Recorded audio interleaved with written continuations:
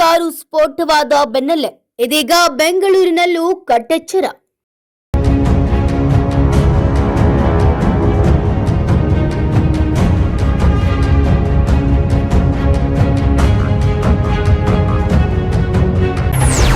CM Siddaramaiah ಘಟನೆಯನ್ನ ಗಂಭೀರವಾಗಿ ಪರಿಗಣಿಸಿದ್ದು ರಾಜ್ಯದಲ್ಲೂ ಸಹ ಕಟ್ಟೆಚ್ಚರ.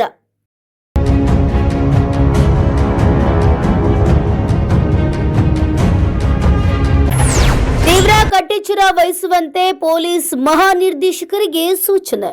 ಬಾಂಬ್ ಬ್ಲಾಸ್ಟ್ ಆಗಬಾರದು. ಈಗ ನೋಡಿ, ಅಮಾಯಕ ಜನ ಸತ್ತಿದ್ದಾರೆ. ಎಷ್ಟೇ ಜನ ಸತ್ತಿರಲಿ, ಅದು ಜನರು ಪ್ರಾಣ ಕಳ್ಕೊಳ್ಳೋದು ಇದೆಯಲ್ಲ. ಕಾರ್ ಬ್ಲಾಸ್ಟ್ ಕೆಂಪುಕೋಟೆ ಹತ್ರನೇ ಆಗಿದೆ. ಅದು ಆಗಬಾರದು. ಈಗ ಸದ್ಯಕ್ಕೆ ಇಷ್ಟೇ ಹೇಳೋದು, ಭದ್ರತಾ ವೈಫಲ್ಯ ಆಗಿದೆಯೇ ಇಲ್ವಾ ಅಂತಕ್ಕಂಥದ್ದನ್ನು ನೋಡ್ಬೇಕು. ಹೌದು, ದೆಹಲಿಯಲ್ಲಿ ಕಾರು ಸ್ಫೋಟವಾದ ಬೆನ್ನಲ್ಲೇ ಇದೀಗ ಬೆಂಗಳೂರಿನಲ್ಲೂ ಸಹ ಕಟ್ಟೆಚ್ಚರವನ್ನ ವಹಿಸಲಾಗಿದೆ. ಈ ಬಗ್ಗೆ ಸಿಎಂ ಸಿದ್ದರಾಮಯ್ಯ ಮಹತ್ವದ ಸಂದೇಶ ನೀಡಿದ್ದಾರೆ. ದೆಹಲಿಯಲ್ಲಿ ನಿನ್ನೆ ಸಂಜೆ ನಡೆದಂತಹ ಕಾರು ಸ್ಫೋಟದಲ್ಲಿ 9 ಮಂದಿ ಸಾವನ್ನಪ್ಪಿದ್ದು ಹಲವರಿಗೆ ಗಾಯಗಳಾದ ವರದಿಯಾಗಿದೆ. ಇನ್ನು ಸ್ಫೋಟದ ತೀವ್ರತೆಗೆ ಸುತ್ತಮುತ್ತಲಿನ ವಾಹನಗಳು, ಅಂಗಡಿ ಮುಂಗಟ್ಟುಗಳು ಹಾನಿಗೀಡಾಗಿವೆ. ಈ ಘಟನೆ ಈಗ ಜನರಲ್ಲಿ ಆತಂಕದ ವಾತಾವರಣ ಸೃಷ್ಟಿಸಿದೆ.